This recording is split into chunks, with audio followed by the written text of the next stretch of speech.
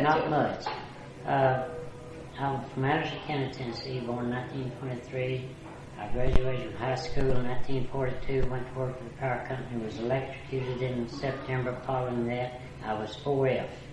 So I worked at Oak Ridge Y-12 plant. I helped make the bomb. You did? Oh, my goodness. 4 times I went for pre-induction physical. The 4th time the doctor said, that line over there. And I said, I guess that's the bus home, isn't it? He says, you're in the Army, son. What made him change their mind? This has been a year since I've been electrocuted. So they'd wait till it healed up? Yes. Okay. Why did you want to join so bad? Oh, I tried to volunteer. My folks, I had Hackworth all down through Civil War. My father was in World War I in Europe. And it's part of it, you had to do it. So it's your country, yes. So I went to Europe. I was in paratroopers, 13th and 82nd Airborne. After the war was over, PE Day, we got on a boat in the Havre, 6th day of August, 1945. Does that have some significance to you? Yes, it sure does. As I went up the gangplank, they dropped this bomb that I'd worked on in Oak Ridge.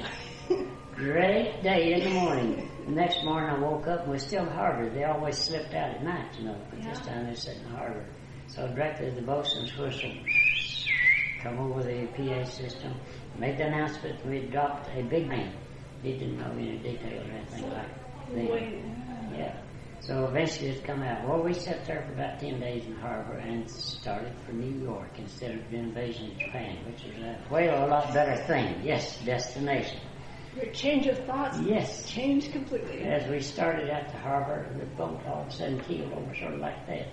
And looked off the side and here one of them spiny mines float there. Oh, I like to get it after it was over with. Come back to New York, the first thing I saw was Sandy Hook and the statue and so forth through there. Went to New York on the 1st of January in 46 for the Victory Day Parade. That's Fort Bragg, North Carolina, and we rode 4x4s with straw in the back up there, and it was cold with winds, yes. But it was exciting. Ticker tape flying, all that sort of stuff. Came back, married my childhood sweetheart. We lived 53 years. She died of cancer this spring. Sorry to hear that. I have 5 children, 9 grandchildren. They're scattered all around, all over the place. I have a daughter that was 50 years old. She's a human relations director at Burke County, North Carolina. And she went down on the 50th. I died. She told her mother about it. Her mother said, you're no child of mine, and my children got more sense than that. They don't jump out of airplanes. So she had just taken that from me.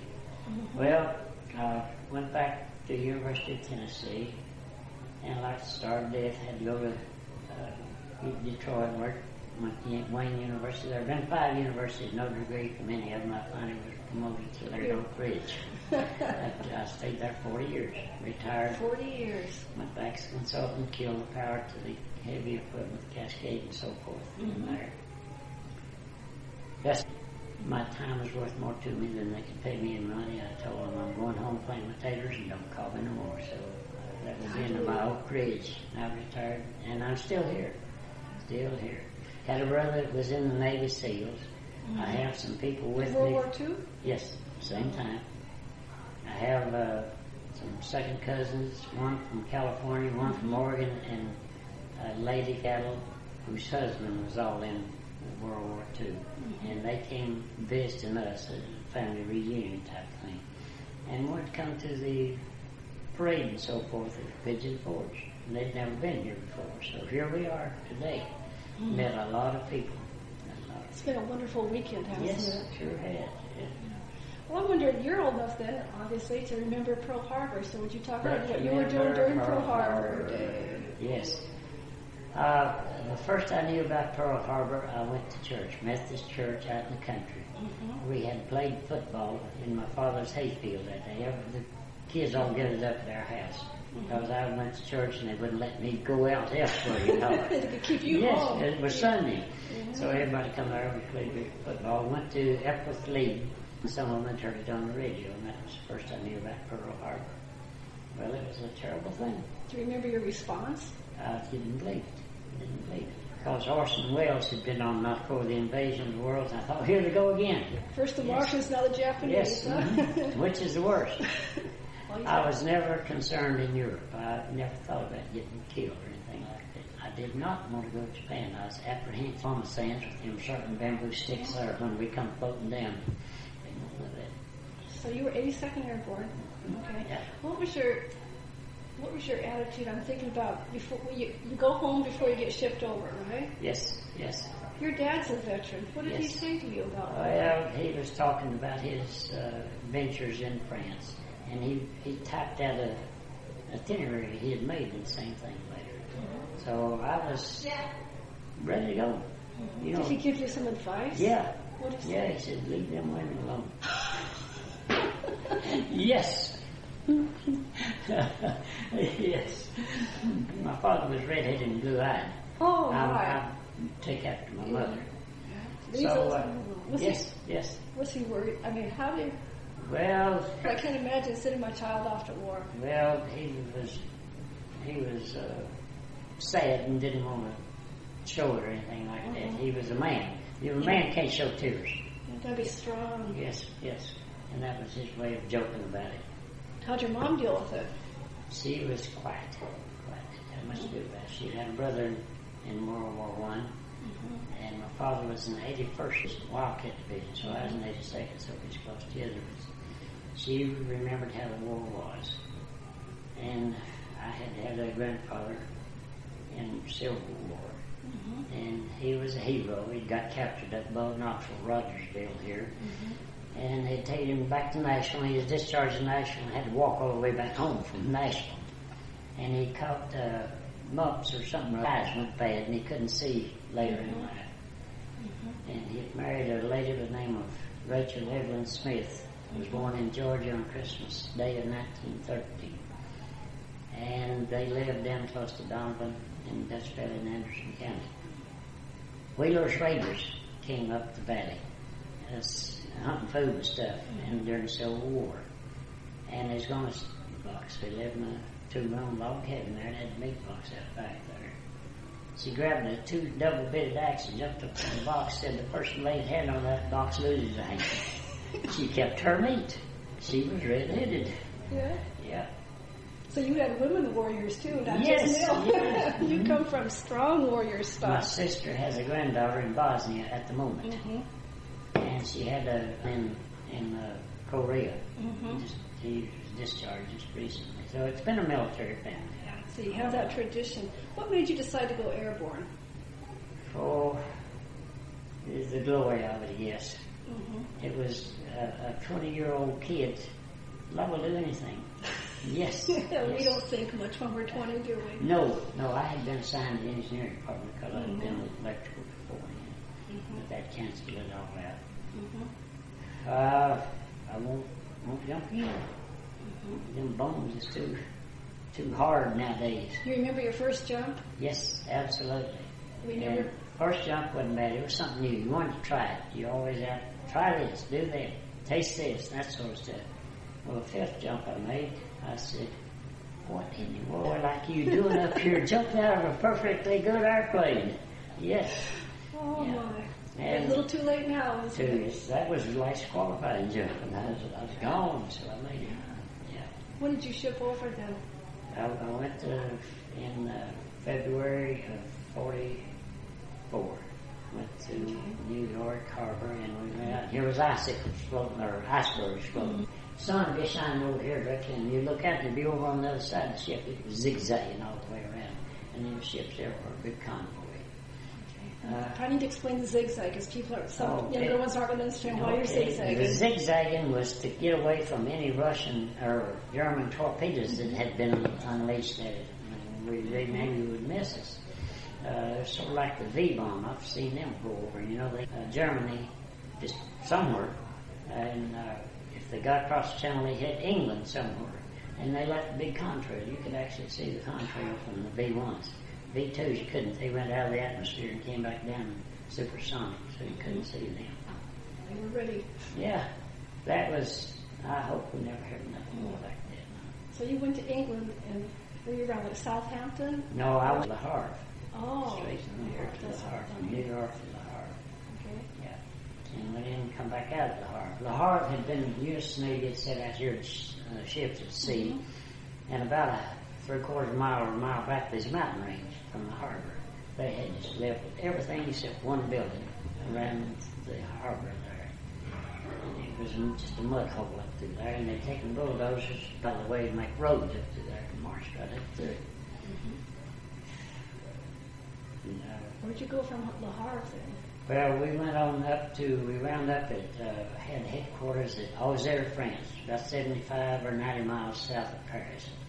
It was an old barracks type thing. It had the compound all the way around it and barbed windows and so forth, and you entered your front gate. I was on guard duty, and all of a sudden heard pop, pop, pop, ho, ho, ho. Somebody had sneaked up to the supply building where we kept our duffel bags and stuff ready to go, and he took a shingle off the roof and had a hook on a cable down through there, and he's grabbing them duffel bag handles and shifting them up. Was taken away. I was down in the square afterwards in Auxerre, and a couple little boys come around playing at me, French boys. Well, directly a man come over, and it was their father, and he asked if I would go to their first communion with them the next Sunday. I don't know why he asked a soldier for that or anything, just boys playing around. Well, if all the soldiers around, why are you? Yeah. But I did go with him. And their first communion, I didn't, by the way, and still got some pictures of them. But he invited me then home for dinner after their celebration there. And when I got home with him, he wanted me to come with him, and he went down and lifted up part of the floor. You couldn't tell his floor, but he lifted up. It had been there during the German occupation and everything. And there was a ladder down there, and he went down the basement. And he dug up a bottle of champagne. Whoa. And for their celebration, dandelion soup and champagne. They didn't have food, dandelion was what they did. Yeah. And I didn't drink, and that champagne put me on the floor. I'm glad it was over. Yes. So the conditions in France for you were pretty devastated because of the war. Yes. Did you talk about that a little bit? Well, when you saw the people in the countryside. And this family had a son that had been captured, and he was in prison somewhere. And I was, again, later Sunday, a month or so later, they found me again on the square down there and wanted me to come. And the train was coming to the depot there. And their son was coming back. He had been liberated and was coming home. And they was having quite a celebration there. And they had 3 sons and 2 daughters, and this older son that had been away and old enough to be in service. The rest of them was too young. But I can't even remember their names now. Don't ever get old. You know what? You get dense. Tomorrow afternoon you'll probably remember it. Yes. That's what happens to me all the time. That's right. Yeah. Well, I don't know why you forgot. It's only been over 50 years. Yeah, what's wrong with you? Yeah, that's right. One of the girls' names was Paulette. Came back to me. I can't remember any of the other names. Oh yeah, there was one named Jacqueline. One was fat and chubby, and the other was skinny. The boys was all 5 or 6 years old, something like that, except the one that had been in the army. He was probably 20 or something like that. So you were at the train station with the family when the boy came, yes. Boy, what a scene that must have been. Yeah, it was unusual because it just so happened it was on Sunday and I had a pass to be out away from the concern bomb. That was the name of the place where we were staying at in there. One time, the cars had windows and the front was here and had a big street behind it, and there was a big commotion there. And I went to the window and looked out the back window on that street there, and here was a bunch of about 20 women coming down through there, didn't have a hair on their head. And the people was throwing stuff at them and all this sort. And it turned out they had been collaborators with the Germans, and the people had shaved their heads and was running them out of town. I often wonder what happened to those women. Any of them carrying babies? No, there was no babies with them. No, don't know what the situation was there. That was I also saw a bunch of people that had been liberated from the camps. Their poor little old hands wrists wouldn't half as big as mine. Where'd you see them? They was out from Birch Garden, down south of there. They'd been liberated, and they was marching out from one side there along the road, and we was on the other side. And one of them died right there. Had been liberated and outside the gate and died in the mine right beside the road there. Just couldn't hang on any longer. No. They're dirty, filthy, scruffy looking. They hadn't had a bath since it'd been put in there, probably. But the government issued GI overcoats, and there they was wearing them big old baggy GI overcoats, just as scruffy as could be. But they was out. When did you first hear about the concentration camps then? Oh, I was a radio operator, and as being a radio operator, you sort of innovative. You had it, could read the radio, or we could listen to BBC as well as what we was hearing. So we heard about them from there. I bet that shocked you, didn't it? Yes. Didn't know anything like that was going on. You just knew, you was a GI, you knew what the government wanted to tell you. And that wasn't it. Yeah. Why didn't they tell you that, do you think? Didn't need to know it. Yeah. They tell you what you need to know to do your job right That's there. it. You do what I tell you, and I'll tell you what I want you to know. Yes. Yeah. Every time you think I get hurt. Well, those French people had a hard time of it. They didn't have automobiles. I remember seeing one automobile while I was in France. It was driven by charcoal. They had to go out and build a fire and build up and get their heat up and all that sort of stuff before they had enough power to operate that machine. It was 2-cylinder things. Sounded like an old sawmill we had at home. Yes. I lived on a farm. We had a frick 20 horsepower sawmill. We did our own timber cutting and sawing and had a dry kiln and all this sort of hillbilly. I still am a hillbilly. Proud of it. I like to think of myself as lower class economically. Yes. Yeah. You know, we're saying these tapes are future generations, right? So they'll know some of the things of the times and the events of that time period of World War II. What do you most want the younger generations to know about that time period and World War II? Out of war. It's a whole lot better to run and be a coward and live to fight another day than it is to get out here and demonstrate and get yourself killed for nothing. Be sure you're right and go ahead. Do it. Do you think World War II was right?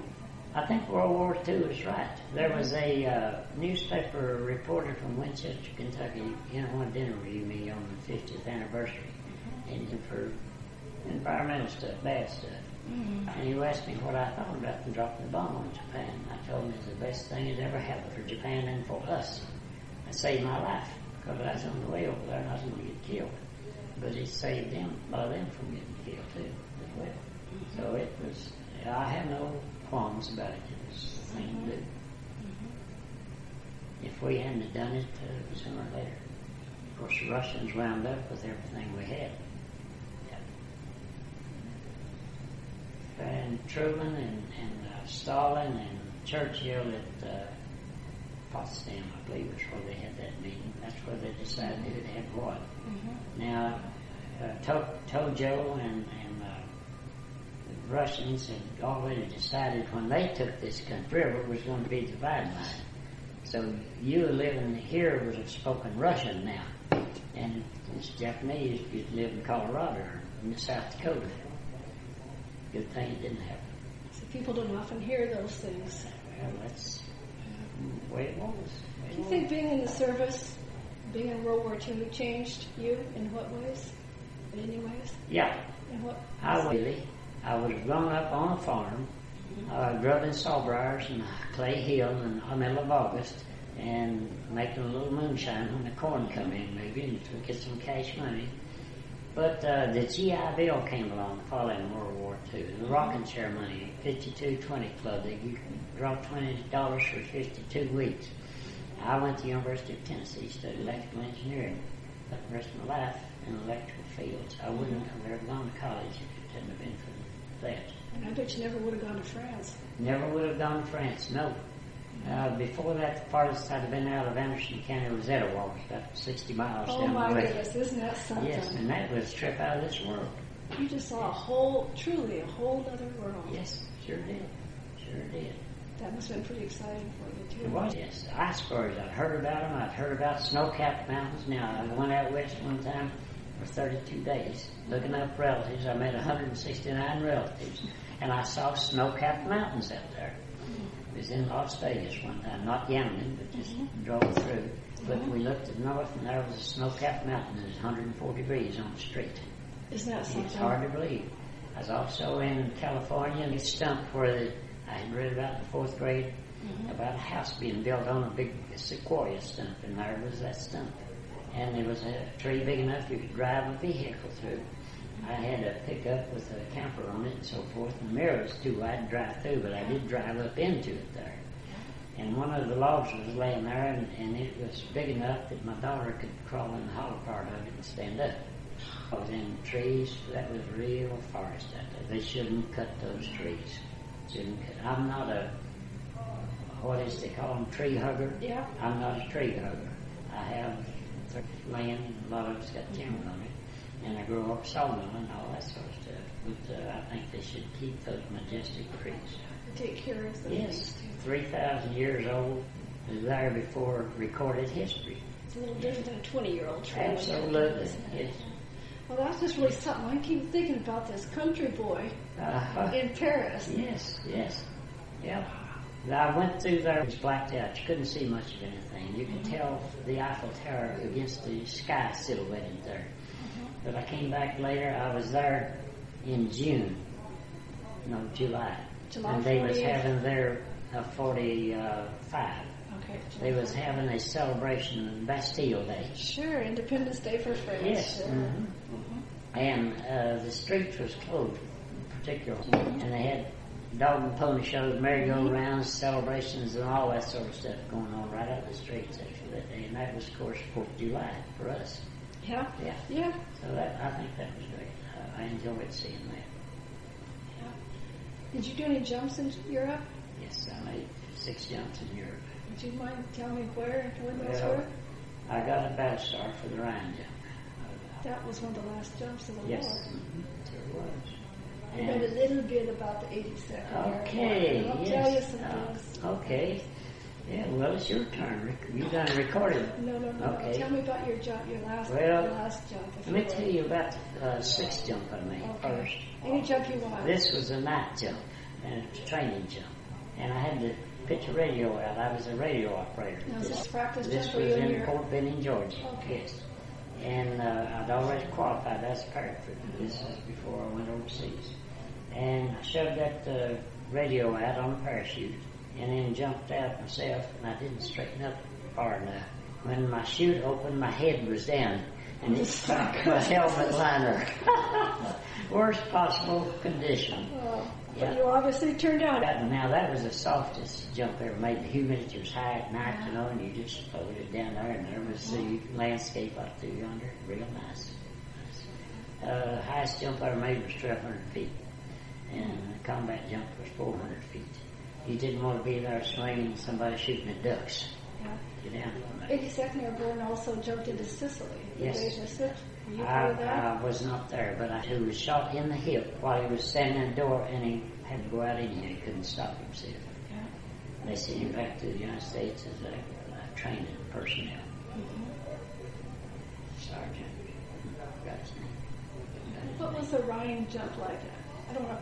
It was not a hard jump, really. We didn't have some of the jumps, the gliders was in the way, and you jumped right in, and they unfortunately missed the landing field sometimes, drop zone. I hear that happened quite a bit, actually. It Yes. happened at Normandy invasion, too. They were stringing guy, 82nd Airborne and 101st Airborne, strung all over the place. Yeah, one of them from the church steeple. Yeah. And I had a buddy who went around the cedar tree over there, and we had ropes and knives, and we just cut it and let down. Did you encounter much resistance with the Rhine jump? No. Thank God. I wound up with a few souvenirs. Oh, yeah? Yes. And what would that be?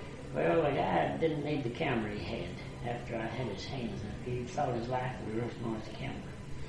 And I took his cap, I took his coat, I took his belt. I took some papers and stuff he had.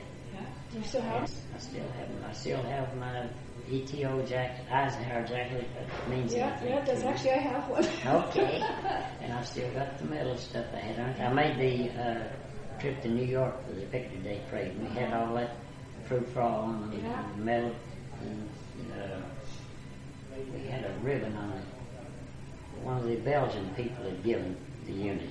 Unit citation. Edison jumped in that movie. They made that movie, Cornelius Ryan, where Book of Bridge Too Far. Yeah. Yes. Yep. There was. So you were in Belgium? I was at Roy and Poy and that church, Heidelberg. I was up in that direction. And that big university at Heidelberg, now you know it's famous for that. But at that time there was a big bridge across the ravine going into Heidelberg there. And some of the Germans wanted to protest. Approach across that. Didn't work. I was at the cathedral at Reims one time and opened the doors and went inside, and here was a machine gun nest filled up out of sandbags in front. All they had to do was open the doors, and there was just a machine gunner's dream right down the street. Yeah, wide open field. Yes. Well, just for those that kind of have the chronology here, and then if you were to trace your path, where did you go? We went to go to Europe, and then you go where? We went to, first we got on 40 and 8. You know, 40 men and 8 horses, yes. Yeah, and we boxcar.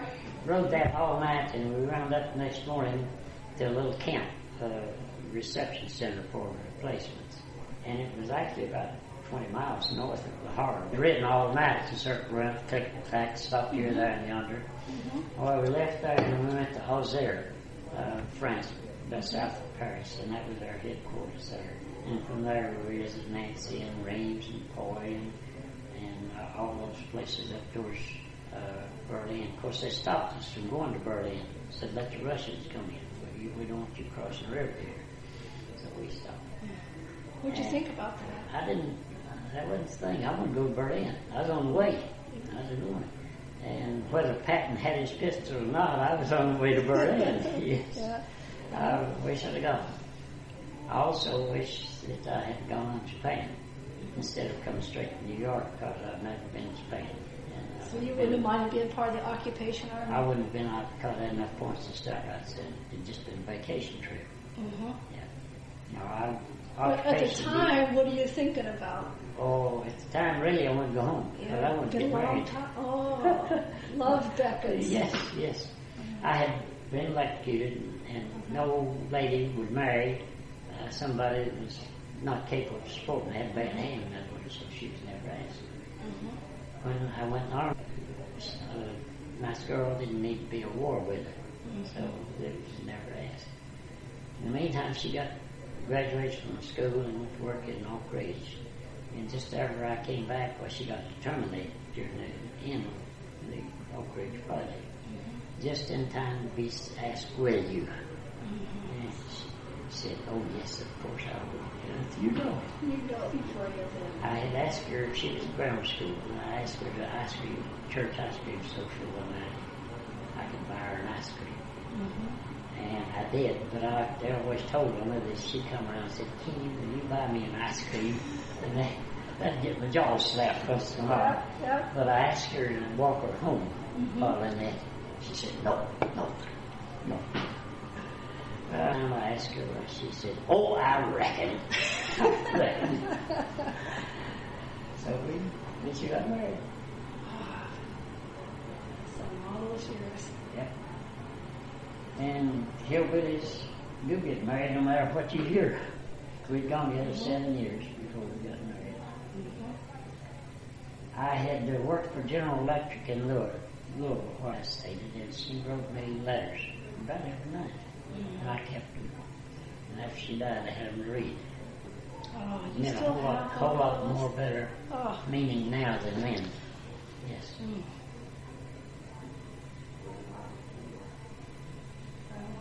She, one of the letters. With her. Yes, I think so. More so now than ever. This company I have now, she always took care of the cooking and buying and bed making and washing and all that, and I had to do it myself this time. And I appreciate her a whole lot more. Just those practical things. Yes, you know? yes. One of the letters she wrote him says, I just now realized we could lose this war. And that was when we was losing all the islands and everything, Pacific and so forth. And you were in France during this time? I was in France. That was a sad story. Oh, gosh. Did that thought ever occur to you? Did you ever think that? I didn't think, no, I never thought we'd lose the war. So I never thought I'd get killed. I never thought we'd lose the war. Americans don't lose wars. He'll give up. That's right. Stubborn folk, huh? Yes. Stubborn. That's it. Yeah. Yeah. Do you think a lot of people misunderstand World War II today? Yeah. How is that? Well, I think some of the younger generations don't think part of it happened. They think it's a movie. Look at the movies and so forth. I hope they never... Oh, that's too much to hope. We'll be involved in war. We've been awful close to it, that Cuban thing one time. Every generation seems to... We used to have war every 20 years, some sort of war. Now, this bomb has scared the fool out of people, and we haven't had that. We've had police actions instead of wars. Well, you still died, didn't you? Still died, just the same. You're just as dead. Yeah. And the politicians don't fight wars. See, cannon fodder, 20-year-old, that sort of things. And it's a good thing, because they don't care. They will try anything. Older people know better. They're young. They want adventure. Yeah. I'm one. Get out of my way. I know. Yes. Well.